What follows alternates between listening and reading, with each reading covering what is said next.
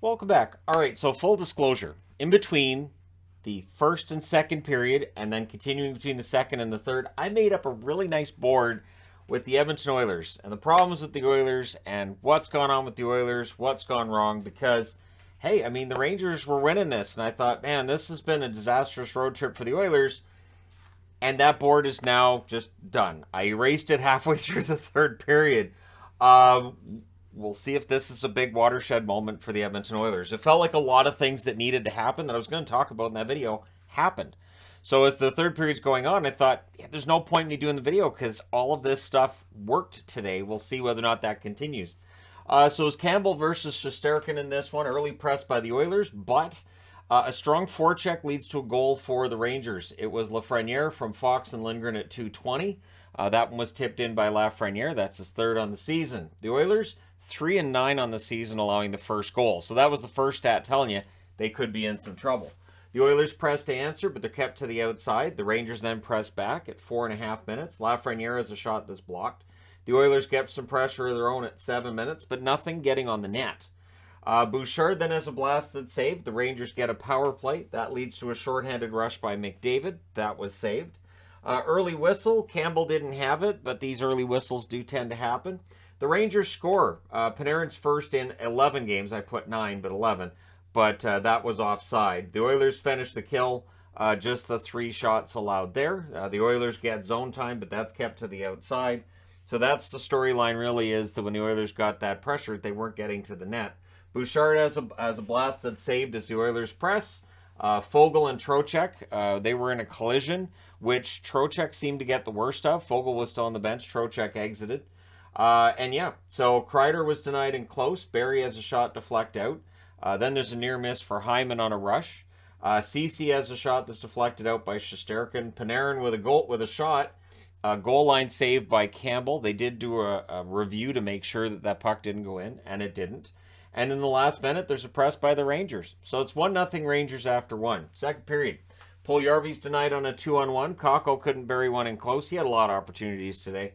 Holloway has a rush chance that's saved. McDavid's then denied on a net drive. Strong first 5 minutes by the Oilers. They were out shooting the Rangers at 1 point, 10-2 in that period. Kakko has a rush that's defended by Nurse.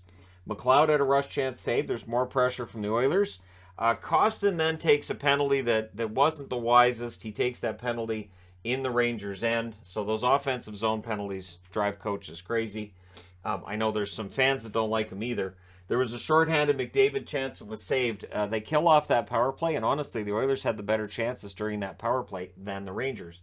Zibanejad has a blast that was saved, and then that was what finally killed it off. The Oilers press afterwards. There's a near miss for Draisaitl. The Rangers score. There's a goaltender interference challenge. Why?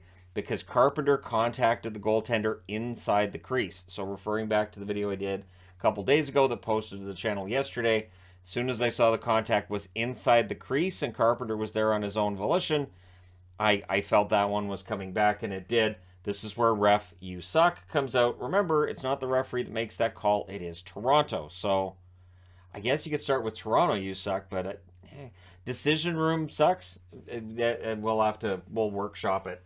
But at any rate, not very long after, the Rangers decide, fine, we're just going to start, basically making sure that they have to count. At 15:54, Kreider scores from Lindgren and Panarin. That one bounced off Campbell into the net. So for the Campbell detractors, that was one that they can point to and go, see, he was in the wrong spot there. The Oilers try to answer, but the Rangers with a rush chance, and they score. And it was a series of shots in close, just a bunch of furious chances in close. Gauthier finally buries it. Carpenter and Blaine with the assists at 16:27. And to close out the period, the Rangers had momentum. So I was thinking after the second period, all right, it's 3-0. The Oilers are going to drop below 500, 21 games into the season. We didn't see this coming. What's been going on? So I was getting into the depth scoring. Not good enough. They're not getting, the points from these guys. There's too much reliance on the top. The standard Edmonton stuff we've talked about, trying to include the fact that, Kane's been hurt. Have they been getting that scoring from the wings? It was going to be great. Anyways, third period, Puljujarvi has a rush chance that's saved. Kakko then had a shot deflect out. We get back-to-back icings by the Oilers. The Oilers would get a power play. They cycle. Mika Zibanejad clears it. Draisaitl and a net feed that's intercepted and cleared. But then on the power play, as it's ending, so at 4:40 is the time of the goal initially. They've changed it to 4:39, which means it's officially a power play goal. At any rate, it's currently listed as a power play goal. We'll see if it stays that way, from Puljujarvi and McLeod. So there's the depth scoring. And I had Bouchard, Puljujarvi, and McLeod all on the board where I was going to talk about the depth scoring. So I just went over quickly, updated it, but I was going to erase it all soon enough anyways. It had been 119 minutes and 48 seconds since the last Oilers goal. So almost a full 2 games since the Oilers had their last goal. And again, was it 1 second after the power play ended? It doesn't really matter. It's a power play goal, and I still think if it's scored 1 to 3 seconds after a power play is over, I still think it should count as a power play marker. I understand why it's not, but yeah. So yeah, there's the depth scoring. Near miss then for Nugent Hopkins and close as the Oilers press. Lindgren exited hurt. I put up there he'll be back. He didn't return by the end of the game, but it's Lindgren. He's a cyborg. He'll be back.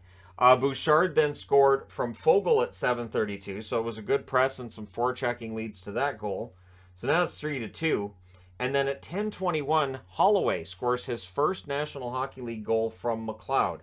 And it was a nice goal. So McLeod with a couple of helpers. Holloway was on my board with the slow starts. Bouchard. So everybody had on the board with the slow starts. Now there's going to be other fans going, can you put guys with slow starts on your boards more often? And other fans may want me to do that as well. The Oilers then pressed for the lead. Hyman couldn't bury it. We get more pressure, though. Once the momentum shifted, the Rangers just didn't have an answer.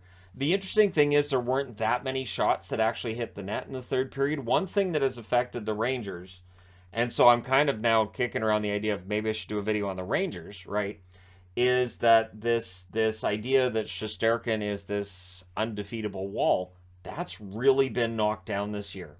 He's had some very good games, yes, but is he playing at the same level as last year? Not really. Like a 3-goal lead going into the third, you would think that would be something that a team couldn't overcome against Shesterkin, and last year they really don't. This year it's possible. So Kakko clears one out briefly. It ends up coming right back in. Ryan has a blast that's saved. And then the Rangers in the Oilers zone end up getting a penalty with 2:26 left. So again, it's an offensive zone penalty, and as soon as that happens, you know what's coming, right? So it's 17:58 on the power play. The Oilers complete the comeback, and the Rangers complete the collapse. Draisaitl from Nugent Hopkins and McDavid. It was tipped in close. It was a fantastic pass by Nugent Hopkins. So now all of a sudden the Oilers, who entered the third period down by 3, are up by 1.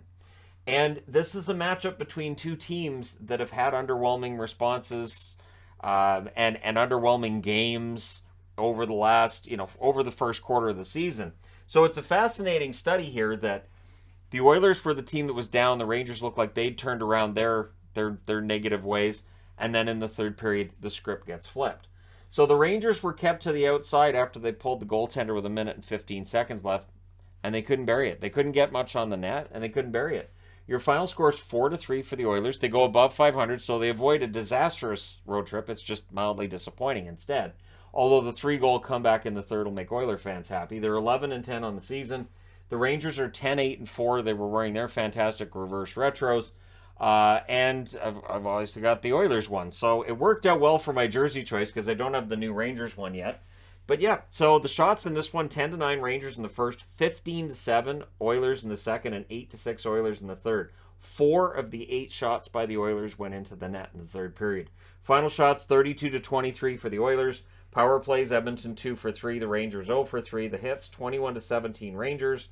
Campbell, 20 saves on 23 shots. Shesterkin, 28 saves on 32 shots.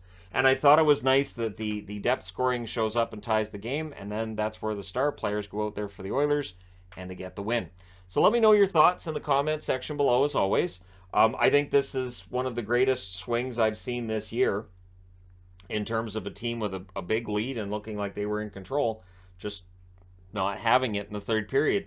And the other way, too, where the Oilers looked like they were probably done after 2, and it was too bad. They had 24 shots, nothing to show for it. And then in the third, they get 4 goals on 8 shots. Bonkers game. Let me know your thoughts. Don't forget to hit like and subscribe if you're browsing your way through. You just happened upon this video. Thank you guys so much for watching, for all your support. I will talk to you again soon.